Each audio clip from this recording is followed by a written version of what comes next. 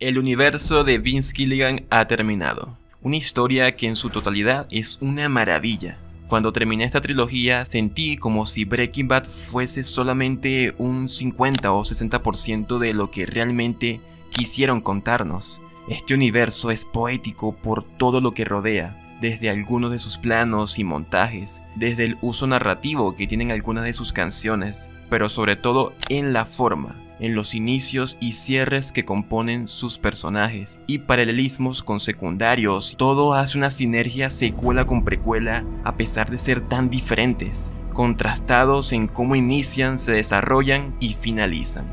Esto lo podemos definir como la identidad. El inicio de cada uno es un gran ejemplo.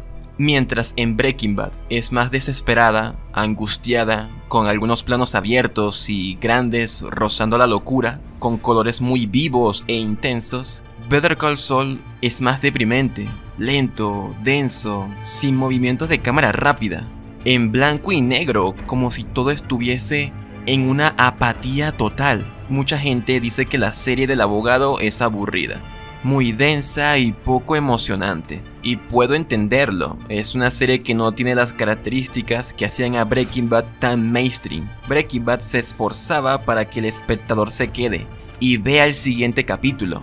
Y esto no lo digo como algo malo, la serie usaba sus recursos que apelan a un público más general y los usaba bien. Su precuela quiere pensar que te quieres quedar por compromiso y exige más como espectador. Una es muy intensa desde el comienzo, sin vaselina, retratando la magnitud de lo que es la vida criminal. La serie del abogado es más íntima y cotidiana. Incluso en las tramas del narcotráfico, la acción es muy esporádica. Better Call Saul sigue la filosofía de menos es más. Lo espectacular es un juicio, el manejo del mundo del narcotráfico y una historia de amor. Breaking Bad sin el contexto de Better Call Saul es muy buena, pero gracias a la serie del abogado, ahora Breaking Bad es un constante eco al pasado. Pero luego de esta introducción muy larga, empecemos con la poesía en el universo de Vince Gilligan.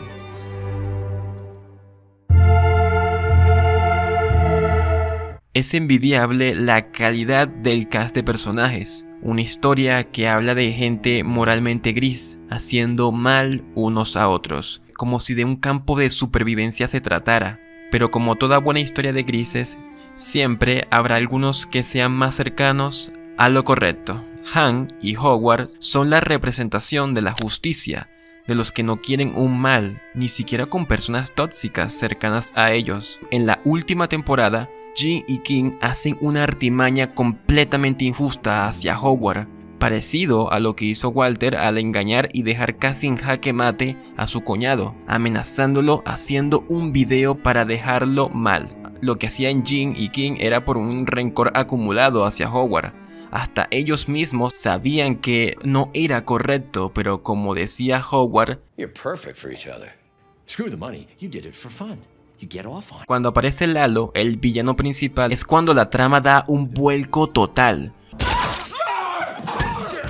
Y todo por culpa de los protagonistas. Algo parecido ocurre con Han, un policía que con todo lo bochornoso que era al comienzo, era una buena persona, que fue madurando, teniendo mucho respeto hacia Walter. Desde otro punto de vista, él podría ser el bueno de esta historia, al igual que Howard. En el caso de Howard, el resultado es más cruel. Era un abogado en el lugar y momento equivocado. A nivel emocional, hace de los sucesos posteriores más duros de olvidar y superar. Han era un policía, alguien con una mentalidad más adecuada para la situación. Su muerte representó la unión entre la vida de Walter y la vida de Heisenberg. La muerte de un cercano tan justo es la consecuencia de sus acciones, de un ego tan elevado que terminó afectando a todos los que le rodea. Los dos personajes con la moral y principios más marcados fueron el inicio del no retorno, la muerte de los más justos, de la manera más injusta. La guerra entre Gustavo y los Salamanca es un elemento tratado en las dos series. En Better Call Saul va creciendo en cómo Gus va formando su imperio y cómo Nacho es el personaje que provoca que Héctor esté en esa silla de ruedas. Aquí el centro de todo este caos es Nacho, uno de los personajes más trágicos de todo el universo, puede que incluso más que el propio Jesse. No es casualidad que para el público es fácil llegar a tenerle cierta empatía a estos dos personajes. Los dos quieren salir de este horrible escenario e intentan tener una vida normal, pero cada vez que están más adentro, en el caso de Jesse, logra una segunda oportunidad. Nacho también la obtuvo en la muerte. La idea de Jesse y Nacho es que los dos logran tomar sus propias decisiones sin tener que complacer a un superior. Nacho estaba al borde del colapso luego de que vio cómo amenazaban a su propio padre. Hizo lo que le pedía a Gustavo. Pero luego de que Nacho logra contactar con su padre y descubre que está ileso, Nacho no le dará el placer a Gustavo de ver cómo todo su plan va estrictamente como le ordenó. Nacho saca todo lo reprimido hacia los dos bandos. Gracias a él, los dos villanos son unos perdedores, porque Nacho, al suicidarse, no le da ese premio, y la victoria después de la muerte es gracias a alguien muy indirecto a Nacho, y ese es Walter. El que Gustavo haya amenazado a Nacho no fue exclusivo. Walter y Nacho, ambos son manifestaciones del mismo error que Gustavo cometió. Cometió el mismo error con Walter al amenazar a su familia. Gracias a esa amenaza, Walter lleva a Héctor y a Gustavo a la muerte. Al mismo tiempo, puede que sea casualidad, pero que mueran los dos antagónicos de Nacho a manos de alguien que también recibió una amenaza es una victoria después de la muerte. El capítulo donde Kim ve a Saúl, fingiendo que no le importa para posteriormente encontrarse con un desconocido para ella, pero que para nosotros es casi que un cercano, era Jesse Pinkman. En este punto en la historia es un novato que está entrando a un mundo casi que sin salida. Cuando Kim se dio cuenta que si seguía avanzando no habría marcha atrás, que el sufrimiento sería cada vez más grande, lo deja todo atrás para iniciar de nuevo. Jimmy constantemente hacía ver que eventualmente el dolor quedará atrás, que antes de que nos demos cuenta ya lo habrás olvidado, pero para Kim no era tan simple. Kim no tenía un mecanismo de defensa manifestado en un alter ego como lo era Jimmy con Saúl. La última vez que vemos a Kim a color fue cuando Jesse se quedó, como si fuese un reemplazo que seguiría su puesto en un vicio sin fin. A diferencia de Walter o Jim, que en situaciones extremas, aún teniendo posibilidades de dar un paso hacia atrás, deciden lo contrario. Kim tuvo más que suficiente con lo vivido. Ella podría terminar muchísimo peor, pero para Jesse, desgraciadamente, él ya estaba muy dentro en el momento en que fue obligado a tener que matar a alguien.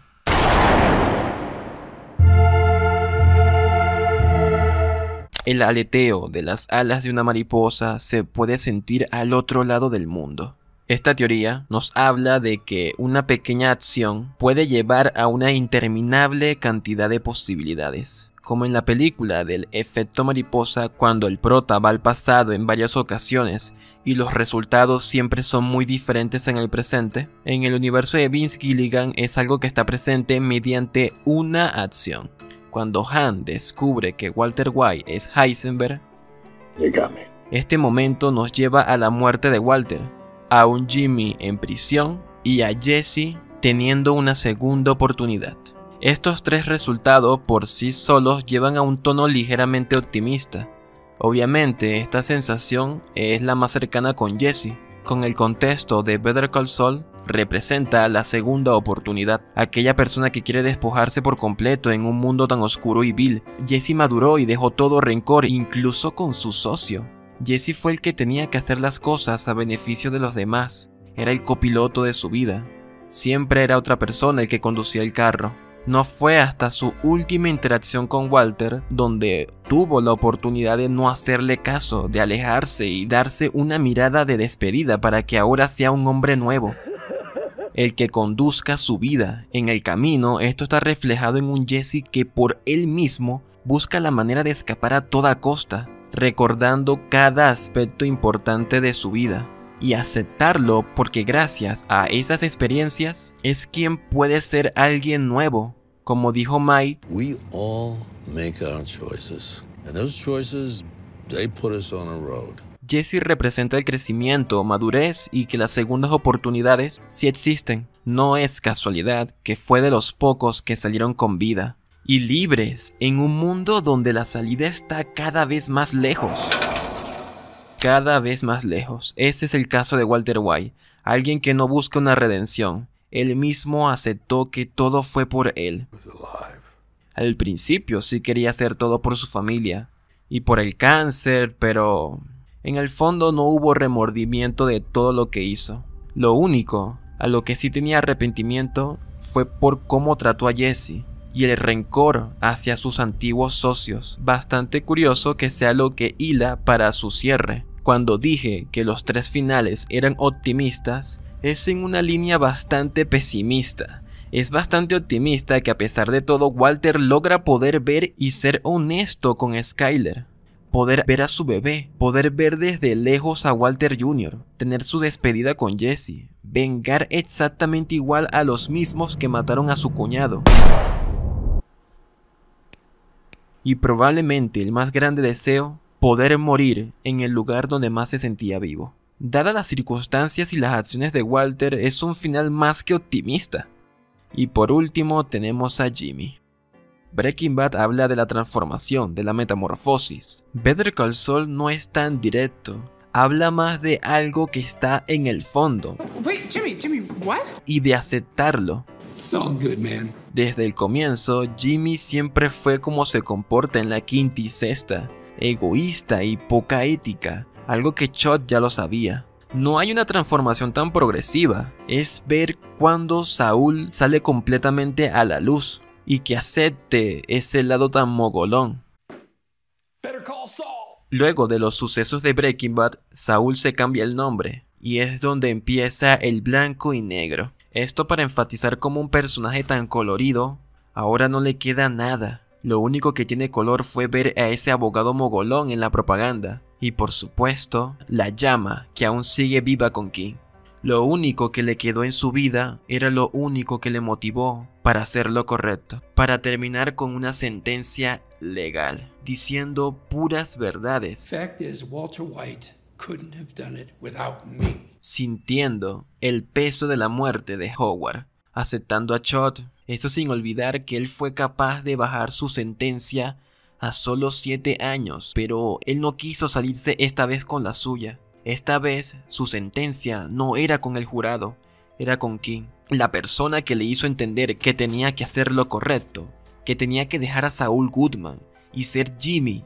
Esa persona, la cual King se enamoró, fue una redención de amor sincero. Para muchos, incluyéndome, el final de Better Call Saul es una caída más extensa, introspectiva, densa y depresiva. A diferencia de Breaking Bad, que termina con una canción, aquí el silencio es más que suficiente. El silencio de la vida de un abogado que trabajó de algo legal cometiendo ilegalidades, cerrando con su primera faceta, la de Jimmy McGill.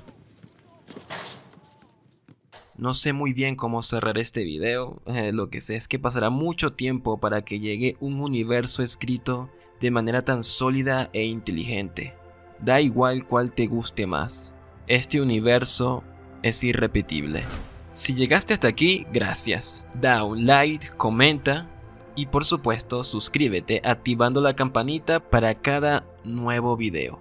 Y como dijo Chot, si estás pasando por un mal momento, If you don't like where you're heading, there's no shame in going back and changing your path.